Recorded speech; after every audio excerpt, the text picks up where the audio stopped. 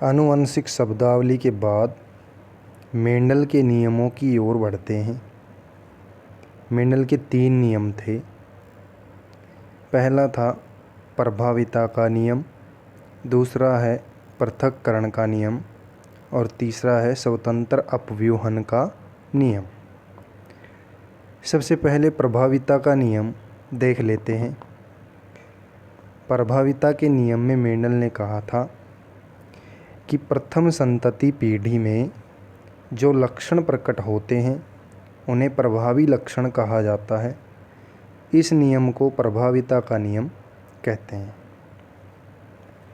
प्रथम संतति पीढ़ी यानी कि जनक पीढ़ी के संकरण के बाद जो संतान प्राप्त होती है, उस पीढ़ी में जो लक्षण प्रकट होते हैं उन्हें प्रभावी लक्षण कहा जाता है।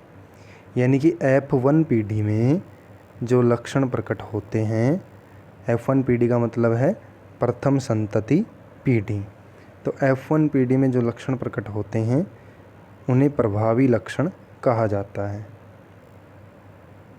देखिए, जैसे यहाँ शुद्ध लंबे और शुद्ध बोने जनकों के मध्य संकरण करवाया।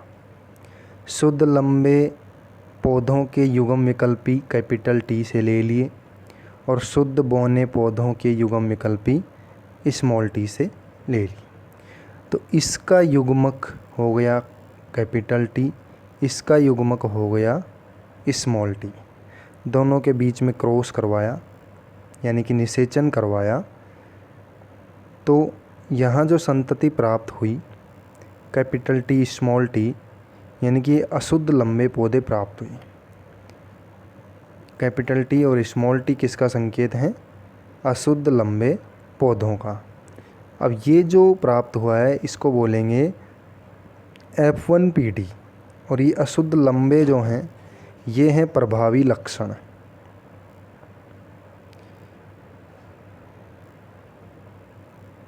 प्रभावी लक्षण के बाद में अब इसमें स्वनिषेचन क्रिया होती है। यहाँ इस प्रकार का साइन लिया जाता है मादा युग्मक के लिए और इस प्रकार का साइन लिया जाता है नर युग्मक के लिए। तो यहाँ इसके अंदर स्वनिषेचन क्रिया करवाई F1 पीढ़ी में। यहाँ नर युग्मक T capital T small t ले लिए, मादा युग्मक कैपिटल T स्मॉल t ले लिए। अब इस कैपिटल T का क्रॉस कैपिटल T से करवाए तो कैपिटल T प्राप्त हुआ। इसी प्रकार कैपिटल T का क्रॉस स्मॉल t से करवाने पर कैपिटल T स्मॉल t प्राप्त होता है। इसी प्रकार स्मॉल t का क्रॉस कैपिटल T से करवाएंगे तो कैपिटल T स्मॉल t प्राप्त होता है, और स्मॉल t और स्मॉल t का क्रॉस करवाएंगे तो स्मॉल t प्राप्त होते हैं। इस प्रकार ये जो पीढ़ी प्राप्त हो रही है इसको बोलते हैं F2 पीढ़ी या सेकंड जनरेशन। अब इस F2 पीढ़ी में यहाँ 25% पौधे तो शुद्ध लंबे प्राप्त होते हैं, 50% अशुद्ध लंबे प्राप्त होते हैं और 25% शुद्ध बोने प्राप्त होते हैं। यानी कि 25% ऐसे पौधे हैं जो लंबे हैं और शुद्ध लंबे हैं, 50% ऐसे होते हैं जो लंबे हैं किंतु पूर्ण रूप से लंबे नहीं हैं, इसलिए उन्हें अशुद्ध लंबे कहा गया है। 25% पौधे शुद्ध बोने प्राप्त होते हैं। अब इसमें जीन के हिसाब से देखें तो शुद्ध लंबे पौधे हैं 25%, अशुद्ध लंबे पौधे हैं 50%, 25, 50 और शुद्ध बोने हैं 25%। तो इनका जीन प्ररूप अनुपात है, यानी कि लंबाई शुद्ध और अशुद्ध लंबे बोने के हिसाब से, तो इनको काट देंगे 25 एकम 25, 25 दूनी 50 और 25 एकम 25, यानी कि जीन प्ररूप अनुपात आ गया 1:2:1, यानी कि इसका जीनोटाइप आ गया 1:2:1। इसी प्रकार इसका फिनोटाइप यानी कि लक्षण प्ररूप अनुपात, लक्षण प्ररूप में सिर्फ यही देखा जाता है कि वह लंबा है या छोटा है। तो यहाँ लंबे पौधे हो गए 25 और 50 75%, ये 25 और ये 50, क्योंकि दोनों लंबे हैं तो ये 75% हो गई। बौने पौधे हो गए 25%, इनको काट देंगे 25 एकम 25, 25 या 75, यानी 3:1। फिनोटाइप कितना आ गया? 3:1। मेंडल का दूसरा नियम है पृथक्करण का नियम। तो इस नियम के अनुसार जब F1PD में स्वपरागण क्रिया करवाई जाती है तो 25% शुद्ध लंबे, 50% अशुद्ध लंबे व 25% शुद्ध बौने पौधे प्राप्त हुए। अतः इसे पृथक्करण का नियम कहते हैं। यानी कि इसमें सभी पौधों में लक्षण पृथक पृथक प्राप्त होते हैं, इसलिए इसे पृथक्करण का नियम कहा जाता है। इसका जो डायग्राम है वो सेम पहले नियम के जैसे ही होगा। उसके जैसे ही उसमें जीन पर रूप अनुपात 1:2:1 आएंगे और लक्षण पर रूप अनुपात 3:1 आएंगे।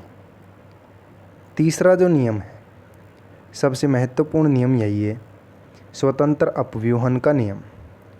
तो इस नियम के अनुसार जब 2 या 2 से अधिक विपर्यासी लक्षणों युक्त पादपों का संकरण कराया जाता है तो एक लक्षण की वंशागति का दूसरे लक्षण की वंशागति पर कोई प्रभाव नहीं पड़ता है। इसके कहने का अर्थ है कि जब 2 लक्षण होते हैं तो एक दूसरे पर वो कोई प्रभाव नहीं डालते हैं, अर्थात प्रत्येक लक्षण के युग्म विकल्पी केवल पृथक ही नहीं होते, अपितु विभिन्न लक्षणों के युग्म विकल्पी एक दूसरे के प्रति स्वतंत्र रूप से व्यवहार करते हैं। ये स्वतंत्र रूप से व्यवहार करते हैं, इसीलिए इसे स्वतंत्र अपव्यूहन का नियम कहते हैं। या फिर ये स्वतंत्र रूप से अपव्यूहित होते हैं, इसलिए इसे स्वतंत्र अपव्यूहन का नियम कहते हैं।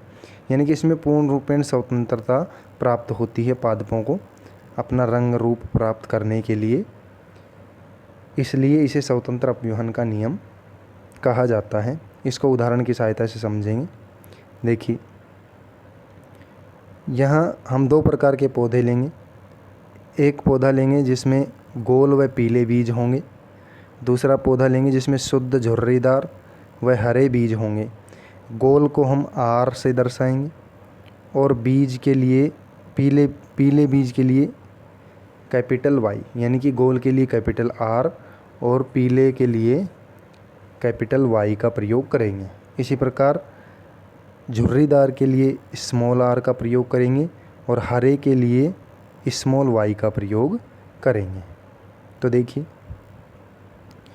गोल व पीले बीज वाले पादपों का संकरण शुद्ध झुर्रीदार हरे बीज वाले पादपों से करवाया जाता है। तो यहाँ पर ये जो P है, P का मतलब होता है पेरेंट्स, यानी कि जनक पीढ़ी। तो जनक पीढ़ी में RRYY RRYY अर्धसूत्री विभाजन होता है, इनमें तो युग्मक बन जाते हैं RY capital R capital Y और स्मॉल r स्मॉल y, दोनों के बीच में क्रॉस करवाया जाता है। तो F1PD जो प्राप्त होती है उसमें पीले गोलाकार बीज वाले पौधे प्राप्त होते हैं, जो कैसा होता है, प्रभावी लक्षण होता है।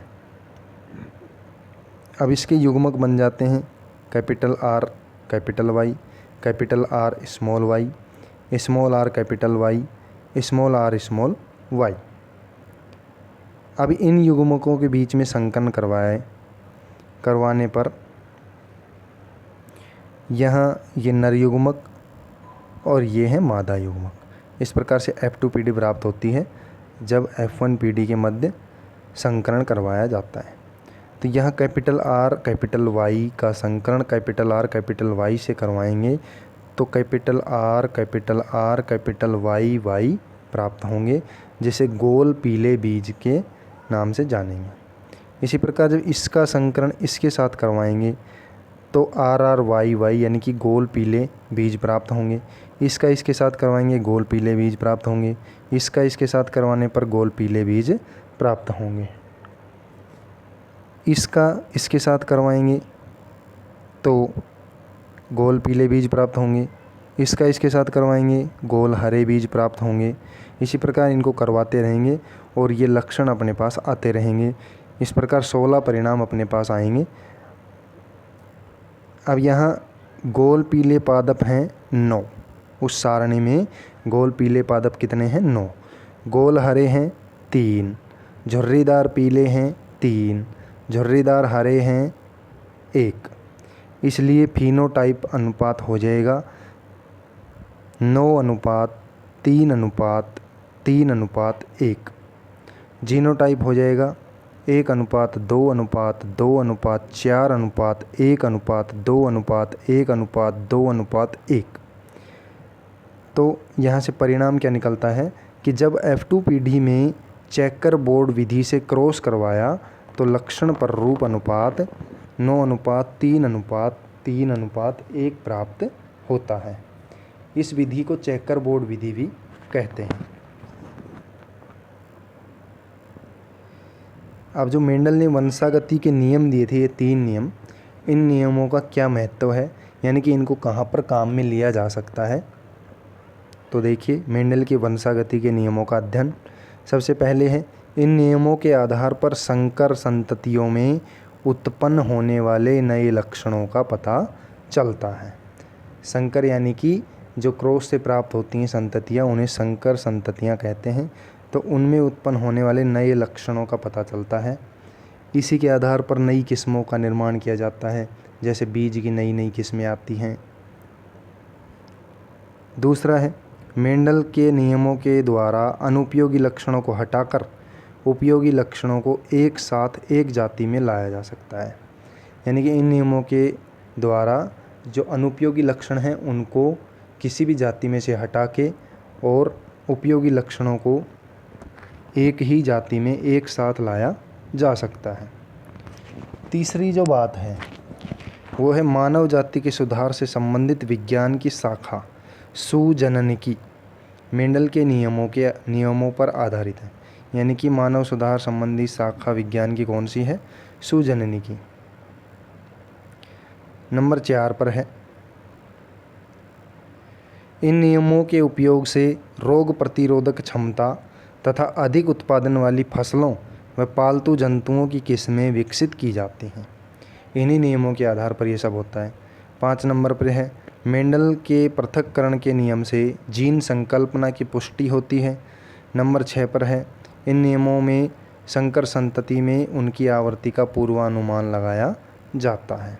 संकर संतति में यानी कि जो लक्षण हैं वो बार बार तो नहीं आ रहे हैं, इसका पूर्व अनुमान लगाया जा सकता है।